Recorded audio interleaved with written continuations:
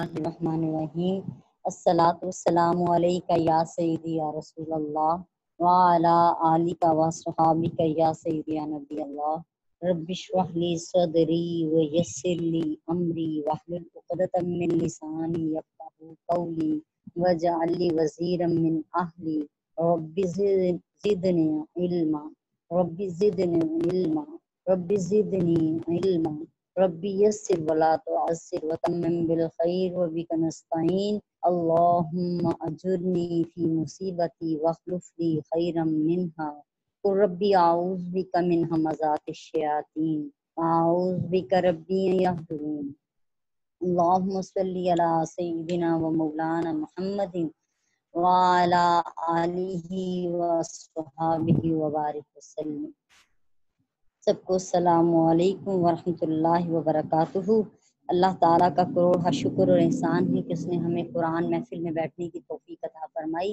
اللہ تعالیٰ ہمیں اسے سمجھنے کی اور عمل کی توفیق عطا فرمائے، اور یہ لمحات جو ہم قرآن سیکھنے کے لیے، اللہ کی ہدایت کو سیکھنے کے لیے یہ لمحات گزار رہے ہیں، یہ لمحے دنیا میں بھی اور آخرت میں بھی، قبر میں بھی، حشر میں بھی ہمارے کام آ جائیں، اور یہ ہماری نجات کا باعث بنے، یہ فلاح و کامیابی کا باعث بنے، اللہ تعالیٰ اور اس کے رسول صلی اللہ تعالیٰ علیہ وسلم کی رضا کا باعث بنے، آمین ثم آمین۔ سب سے پہلے ٹیسٹ کے حوالے سے تھوڑی سی بات کر لیتے ہیں کہ ماشاءاللہ 2 باجیاں ہیں جن کے جو پہلے نمبر پہ ہیں، 2 باجیاں جو پہلے نمبر پہ ہیں، اوکاشا ہیں اور عروج فاطمہ، جنہوں نے فرسٹ پوزیشن لی ہے، اور اس کے بعد میں 4-5 باجیاں ایسی ہیں جو کہ سیکنڈ پوزیشن پہ ہیں، جن کے 24 نمبر ہیں۔ امنا کتنی ہیں؟ 4-5 ہیں 24 والی زیادہ، اور لیکن کچھ باجیاں جن کی میں بات کروں گی اسپیشل، کہ ماشاءاللہ اوور آل سب کا اچھا ٹیسٹ تھا، سب نے اچھی کوشش کی، اور لیکن کچھ باجیاں ایسی تھی جن کے 5 سے زیادہ مسٹیکس ہیں، یعنی 8 ہیں، 7 ہیں، 5 ہیں، تو ان کے لیے میں کہوں گی کہ یوں فیل ہوتا ہے کہ وہ لیکچر سنتی نہیں ہیں،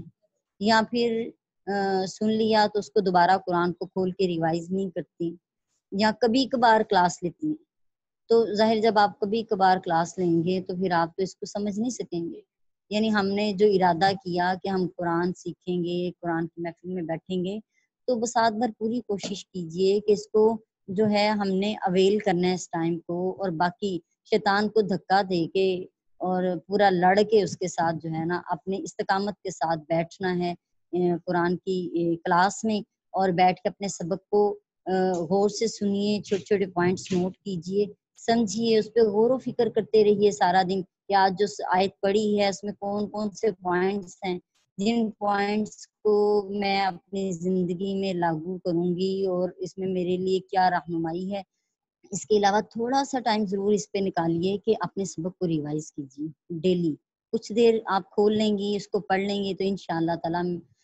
عز و جل آپ اس کو سمجھیں گی اور ضرور اس کو عمل میں بھی لے کر آئیں گی، اور کبھی بھی آپ کا ٹیسٹ جو ہے کبھی مس نہیں ہوگا، اور کبھی اس میں غلطی کی گنجائش نہیں رہے گی کہ اتنی زیادہ مسٹیکس۔ جب آپ نے وعدہ کیا ہے اللہ تعالیٰ سے کہ میں نے یہ کلاس لینی ہے، اللہ پاک میں سمجھنا چاہتی ہوں، تو پھر اس وعدے کو پورا کیجئے اور آ کے بیٹھیے اس کلاس میں، اور ریگولر کلاس لیجئے اور اس کو سنیے۔ دوسری آپشن بہت زیادہ مسئلہ ہے تو ریکارڈنگ آپ مانگ سکتی ہیں، ریکارڈنگ آپ کو جا رہی ہے، اس کو سنیے، سن کے سمجھیے، غور و فکر کیجئے، تاکہ جو ہے جو ایک وقت دینا بنتا ہے، جو اس کی شان ہے کہ ہم اس پر دھیان دیں، توجہ کریں، تو وہ توجہ اور وہ ٹائم ہمیں نکالنا چاہیے اس کے لیے۔ اللہ تعالیٰ ہمیں ہمت دے، توفیق عطا فرمائے کہ ہم اس کو پورے دل و جان سے، ہر کام سے زیادہ اس کام کو عزیز سمجھیں۔ یہ چھوٹا کام نہیں ہے، بہت بڑا کام ہے۔ ہمارا وقت نکالنا اور اپنے مالک کو یاد کرنا، اس کا فائدہ ہمارے اپنی ہی ذات کو ہے۔ اللہ تعالیٰ تو غنی ہے، بے پرواہ ہے، اللہ صمد ہے، بے نیاز ہے وہ تو، لیکن ہمیں ضرورت ہے اس کی، اور یہی لمحات ہیں جو لمحات ہمارے کام آنے ہیں، دنیا میں بھی اور آخرت میں بھی۔ اللہ تعالیٰ ہمیں سمجھنے کی توفیق عطا فرما دے۔ اعوذ باللہ من الشیطان الرجیم بسم اللہ الرحمن الرحیم۔ آیت نمبر 84 ہے جی سورہ البقرہ کی، جو آج ہم تلاوت کریں گے اور اس کو سمجھیں گے۔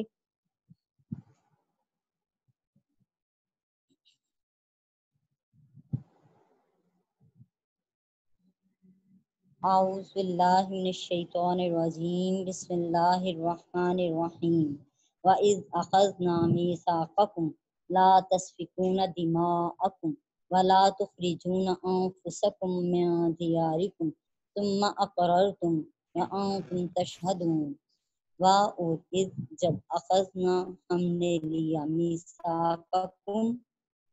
تم سے پختہ وعدہ، لا تسفکون نہیں بہاؤ گے تم، دماءکم اپنوں کا خون، ولا اور نہ ہی تخرجون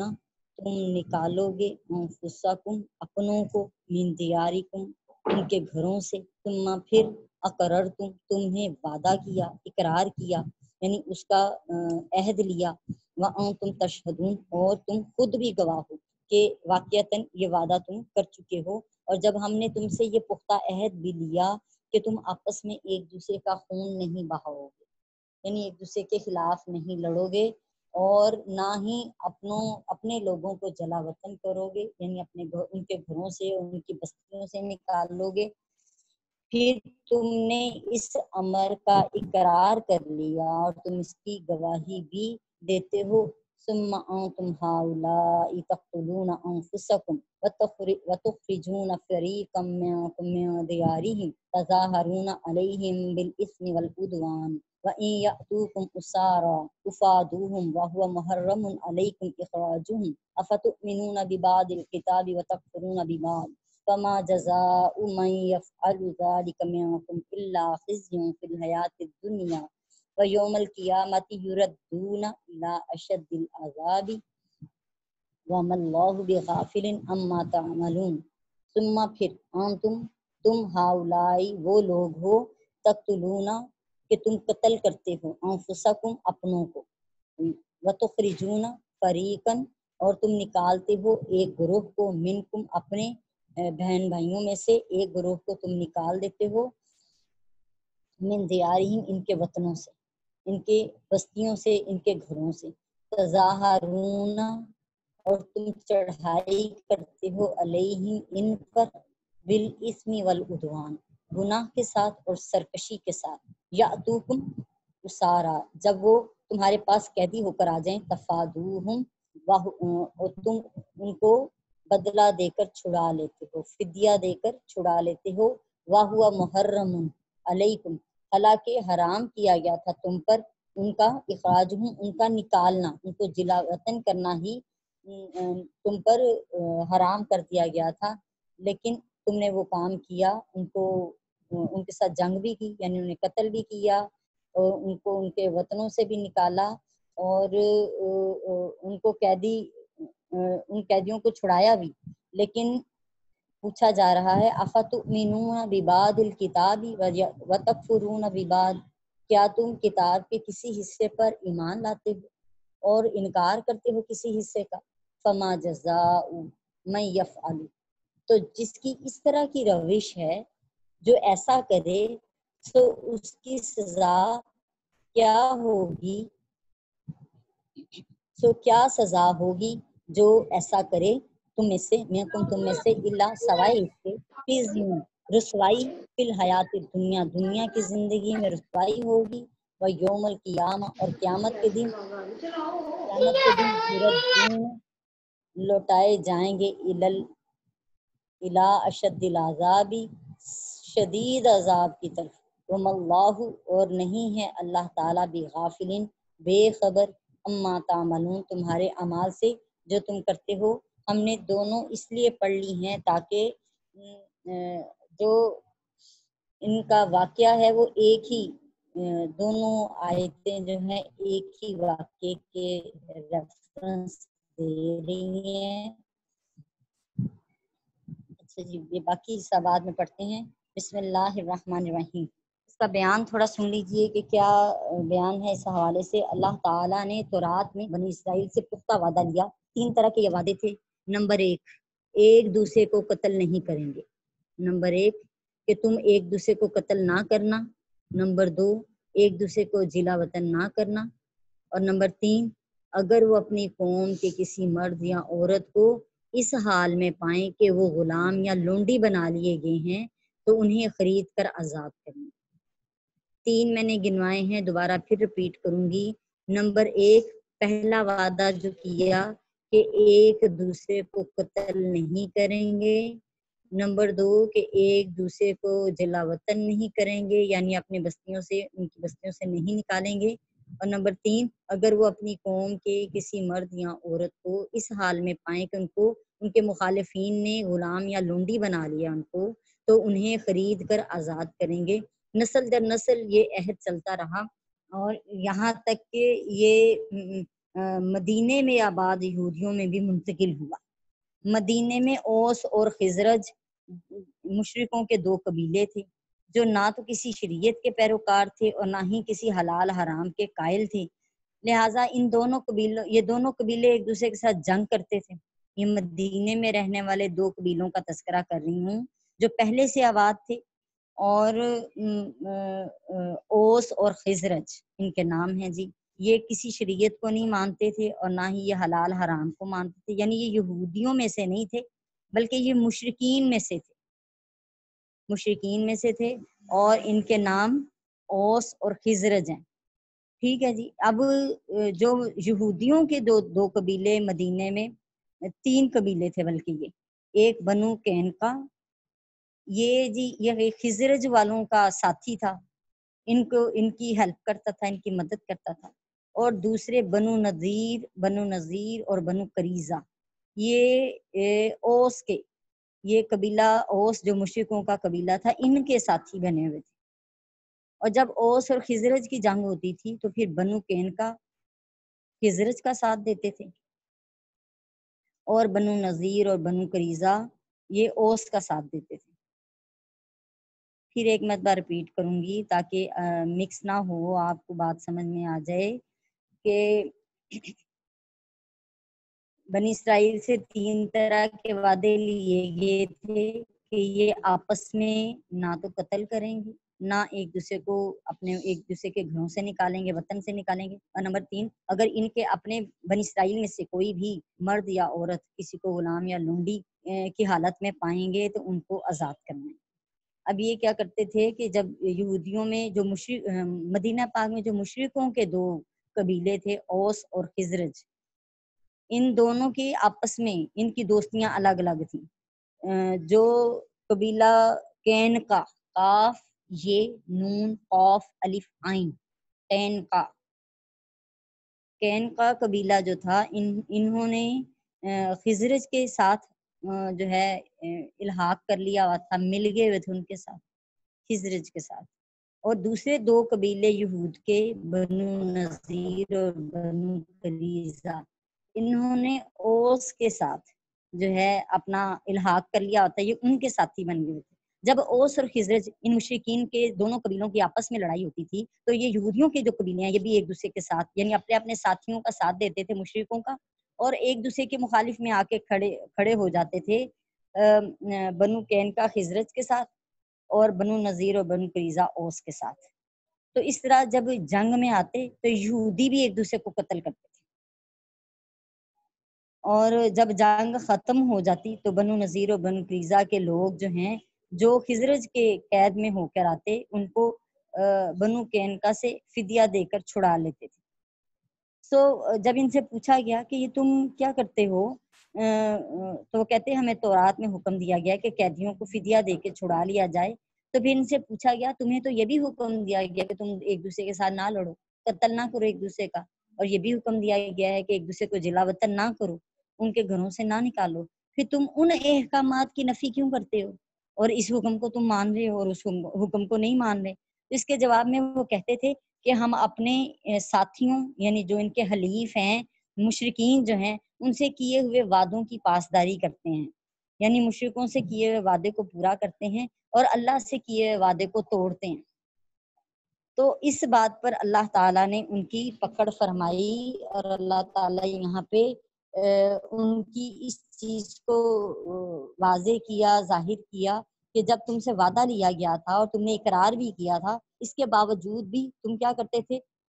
تم کسی حصے کو تو مانتے تھے، کسی حکم کو مانتے تھے، کسی حکم کو نہیں مانتے تھے۔ تو اللہ پاک نے اس کے جواب میں بتا دیا فما جزاء من یفعل ذلک، تو اس کی سزا کیا ہوگی جو ایسا کرے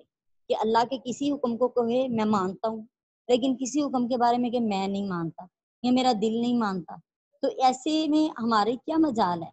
وہ مالک جس پر ہم ایمان لائے ہیں، ہم نے کلمہ پڑھا ہے، ہم قرآن کو حق اور سچ جانتے ہیں، ہم اللہ اور اللہ کے رسول کو حق اور سچ جانتے ہیں، تو اس کے بعد ہمارے لیے راہ عمل اس میں یہ ہے کہ ہماری مجال کیا ہے کہ ہم کہیں کہ کسی آیت کو تو میں مانوں لیکن کسی آیت کا میں انکار کر دوں۔ یہ تو پھر انکار ہی ہوا نا، یہ تو پھر اپنے نفس کا ماننا ہوا کہ میرا دل مانتا ہے کہ میں نماز کو تو مانتی ہوں اور اذان ہوتی ہے میں نماز پڑھتی ہوں، لیکن جو حکم آیا نا پردے کا میں اس کو نہیں مانتی۔ تو یہ تو الٹ ہو گیا کہ کسی بات کو ہم مانتے ہیں کسی کو نہیں مانتے۔ قرآن میں جو حکم آیا اپنی نگاہ کو جھکا کے رکھو، اپنی زینت کسی غیر مرد پہ ظاہر نہ ہونے دو۔ تو اگر ہم ظاہر کر رہے ہیں، ہم ساجد حج کے غیر مردوں کے سامنے آ رہے ہیں، تو اس کا مطلب ہے اپنے مالک کی حکم کی نفی کر رہے ہیں، لیکن دوسری طرف نماز کے حکم کو ہم مان رہے ہیں جہاں پہ حکم آیا ہے کہ بھی آپ نے قرآن پڑھنا ہے، آپ نے ہدایت حاصل کرنی ہے، آپ اس کو پڑھ رہے ہیں جب آپ کو ضرورت پڑ رہی ہے، لیکن جب وقت آیا ہے جھوٹ بولنے کا تو ہم نے جھوٹ بھی بول لیا۔ ہم قرآن کو حق سمجھ رہے ہیں لیکن جب تولنے کا ٹائم آیا تو ہم نے ڈنڈی مار کے اس کو کم تول دیا۔ ہم نے اپنا اسکیل اس طرح کا بنوا لیا ہے جس میں تلے تھوڑا شوز پورا کروائے، یعنی یہ ہمارے اندر کی غلاظتیں ہیں جو ہمیں اس چیز پہ یعنی نفس کے سارے چکر ہیں جو اس چیز پہ مجبور کرتے ہیں کہ کسی حکم کو تو ہم مان لیں لیکن کسی حکم کو نہ مانیں۔ اور اس میں بھی اگلی ہی آیا کریمہ میں اس حوالے سے بھی پڑھتے ہیں مزید اس کی تفصیل کہ اگر کوئی حکم نفس پہ بھاری ہے تو اس کو چھوڑ دیا جائے اور جو نفس پہ بھاری نہیں ہے اس کو عمل کر لیا جائے۔ تو قرآن پاک یہی ان کے اس عمل کو، یہ ہمیں کوئی واقعہ نہیں سنایا جا رہا کہ ہم سنیں اور سن کے انجوائمنٹ کریں اس کی، بلکہ اس میں ہمارے لیے غور و فکر ہے کہ اگر ہم ایسا کریں گے تو اللہ تعالیٰ نے پہلی قوم کو کیا یہ حکم سنایا، اس کے جواب میں بتایا یہی ہے کہ جو ایسا کرے گا اس کی سزا اس کے سوا کیا ہوگی کہ دنیا کی زندگی میں بھی رسوا ہوں گے اور قیامت کے دن وہ زیادہ شدید عذاب کی طرف لوٹائے جائیں گے۔ وَمَا اللَّهُ بِغَافِلٍ عَمَّا تَعْمَلُونَ، اور اللہ تعالیٰ تمہارے اعمال سے بے خبر نہیں ہے۔ اولئک الذین اشتروا الحیات الدنیا بالآخرہ، یہی وہ لوگ ہیں جنہوں نے دنیا کی زندگی کو آخرت کے بدلے میں خرید لیا ہے۔ فلا یخفف عنہم العذاب، یعنی اب ان کی مزید نشانی بتا دیے، ان کے دل میں دنیا کی چاہت ہے، دنیا کی مال کی ہوس ہے اور دنیا کی زیادہ فکر کرتے ہیں، آخرت کی فکر نہیں کرتے۔ وہ کہتے ہیں آخرت آئے گی دیکھی جائے گی، قبر میں جائیں گے دیکھی جائے گی جو بھی ہوگا، لیکن اس وقت تو دنیا کا معاملہ جو نا اس کو سیٹل کر لو۔ ہمارا ایک عقیدہ اس طرح کا ہے کہ جیسے سب لوگ کر رہے ہیں نا بس ویسے کرو، ان سے الگ تھلگ نظر نہ ہو، جبکہ قرآن نے کوئی ایسا پیمانہ نہیں دیا۔ قرآن نے تو یہی کہا ہے جیسے اللہ نے حکم دیا ویسا کر کے دکھاؤ، لوگوں کی فکر نہ کرو۔ اللہ پاک نے کہا فلا تخشوہم، ان سے نہ ڈرو بلکہ مجھ ہی سے ڈرو، اللہ کی ذات سے ڈرو، لوگوں سے نہ ڈرو، معاشرے سے نہ ڈرو، بلکہ یہ جان جس نے دی ہے اس سے ڈرو، یہ جان جس نے لینی ہے اس سے ڈرو، جس نے تمہارے لیے ہدایت بھیجی ہے، جس نے تمہیں اس دنیا میں بھیجا ہے اس سے ڈرو۔ اللہ کو مانتے ہو تو اللہ کی بھی مانو۔ تو کہا کہ جو دنیا کی زندگی کو آخرت میں، یہی وہ لوگ ہیں جنہوں نے دنیا کی زندگی کو آخرت کے بدلے میں خرید لیا، دنیا کی زندگی کو پسند کیا، دنیا کے مال کو پسند کیا، دنیا کی زندگی میں اپنی جسم کی توانائیاں، قوت، جس جسم کے لیے پوچھا جائے گا کہ یہ جوانی کہاں خرچ کی ہے، یہ قوتیں کہاں خرچ کی ہیں، تو ہم کیا کہیں گے؟ یہی کہیں گے کہ برتن دھوتے اور جو ہیں کپڑے دھوتے اور دنیا کا مال اکٹھے کرتے ہیں ہماری زندگی گزر گئی۔ نبی پاک علیہ السلام نے فرمایا دنیا کا مال کم اکٹھا کرو ورنہ تم دنیا کے ہی ہو کر رہ جاؤ۔ تو وہ یہی ہے جب دنیا کا مال اکٹھا کریں گے تو پھر صاف ستھرا رہنے کے لیے، سارے معاملات کرنے کے لیے اس کو سنبھالنا، سجانا، سنوارنا، اسی میں زندگی کی زیادہ تر کوششیں جو ہے نا، زندگی کے لمحات اور توانائیاں اسی میں خرچ ہو جائیں گی۔ تو کہا فلا یخفف عنہم العذاب، تو جنہوں نے دنیا کی زندگی کو پسند کیا اور آخرت کی زندگی کے بارے میں بھول گئے ہیں اور آخرت کا مال اکٹھا نہیں کیا، تو ان کے لیے کچھ بھی عذاب کم نہ کیا جائے گا، ولا ہم ینصرون، اور نہ ہی ان کی کوئی مدد کی جائے۔ یہ ان کافروں کے لیے ہے، ان لوگوں کے لیے جن پر اللہ تعالیٰ نے غضب نازل کیا ہے، لعنت بھیجی ہے، اللہ تعالیٰ ناراض ہے ان سے کہ مالک کی یاد سے غافل ہو گئے ہیں اور دنیا کے معاملات میں جو ہے نا بڑے ان ہیں، ٹھیک ٹھاک معاملات میں۔ مجھے واقعہ یاد آ گیا کہ کوئی شخص تھا جس نے روشنی سے منہ پھیرا اور اس کا سایہ جو ہے اس کے سامنے بنا، اور وہ اپنے سائے کو پکڑنے میں لگ گیا کہ بھاگتا تھا، سایہ آگے آگے بھاگتا تھا اور وہ اس کے پیچھے پیچھے بھاگتا، سو سائے کو پکڑ نہیں پاتا تھا۔ لہٰذا کہا، کسی بزرگ نے دیکھا اور اس سے پوچھا کہ تو کیا کوشش کر رہا ہے؟ اس نے کہا کہ میں اس سائے کو پکڑنے کی کوشش کرتا ہوں۔ انہوں نے کہا کہ تو اپنا روح اس سائے سے پھیر لے اور اپنا روح اس روشنی کی طرف کر لے، جس روشنی کی وجہ سے یہ سایہ بن رہا ہے۔ سو جو ہی تو اپنا رخ اس طرف کرے گا، سایہ تیرا پیچھا کرے گا، تو آگے بھاگے گا، سایہ تیرے پیچھے پیچھے بھاگے۔ تو انہوں نے اس کی مثال بیان کی کہ روشنی جو ہے وہ اللہ کا حکم ہے، مالک کی رضا ہے، مالک کی خوشنودی ہے، لیکن سایہ کیا ہے؟ سایہ دنیا ہے، دنیا کی محبت ہے، دنیا آگے آگے بھاگتی ہے، ہماری خواہشیں ہیں، خواہشیں آگے آگے بھاگتی ہیں، ہم اس کے پیچھے پیچھے بھاگتے ہیں اور اس کو پکڑتے رہتے ہیں کہ ہزاروں خواہشیں ہیں ایسی کہ ہر خواہش پہ دم نکلے، بہت نکلے میرے ارماں لیکن پھر بھی کم نکلے، کہ وہ آگے آگے بھاگتی ہیں خواہشیں اور ہم اس کے پیچھے پیچھے بھاگتے ہیں کہ وہ ختم ہی نہیں ہوتی۔ کبھی کرائے کے گھر میں رہ رہے تھے تو خواہش تھی 3 مرلے کا گھر ہی مل جائے، 3 مرلے کا مل گیا تو اب خواہش ہوئی کہ 10 مرلے کا ہونا چاہیے، 3 مرلے کا تو بڑا تنگ ہے، 10 مرلے کا مل گیا تو پھر کہا کہ نہیں، یہ ابھی بھی نہیں، کم از کم اس میں 10 مرلے کا کھلا لون تو ہونا چاہیے جس میں ہمارے بچے کھیل سکیں، بھاگ سکیں۔ پھر اللہ نے وہ بھی عطا کر دیا کہ 1 کنال کی جگہ اللہ نے دے دی، اس میں رہنا شروع کر دیا۔ اب پھر ہم مقابلہ کرنے لگ گئے رائمنڈ کے محل سے، ہم نے کہا نہیں، ویسا ہونا چاہیے تاکہ ہماری چھت پہ آ کے ایک ہیلی کاپٹر بھی یا ایک جہاز بھی کھڑا ہو سکے اور ہم جو ہے دنیا کے امیر ترین لوگوں میں شمار ہو جائیں۔ یہ خواہشیں اتنی ہے کہ نہ ختم ہونے والی، لیکن کہا کہ اگر تو ان کے پیچھے بھاگتا رہے گا تو اللہ پاک فرماتے ہیں، حدیث پاک میں آیا کہ اللہ تعالیٰ فرماتے ہیں کہ میرے بندے، ایک تیری چاہت ہے اور ایک میری چاہت ہے، اگر تو وہ چاہے جو تیری چاہت ہے تو میں دوڑا دوں گا تجھے تیری چاہت کے پیچھے، ہوگا وہی جو میری چاہت ہے، اور اگر تو وہ چاہے جو میری چاہت ہے تو میں تجھے وہ بھی دوں گا جو تیری چاہت ہے، ہوگا وہی جو میری چاہت ہے۔ تو ہے تو سب مالک کے اختیار میں، آئے بھی امتحان دینے ہیں، سارا کچھ جتنا مرضی اکٹھا کر لیں لیکن ادھر ہی چھوڑ جاتے ہیں۔ تو پھر دنیا کے بارے میں سوچیں یا آخرت کے بارے میں سوچیں، دنیا ایک قطرہ ہے اور آخرت سمندر ہے، اس ایک قطرے پر صبر نہیں کر رہے، اس ایک قطرے پہ ہم اپنے مالک کی اطاعت نہیں کر رہے، اس ایک قطرے کے لیے دنیا کی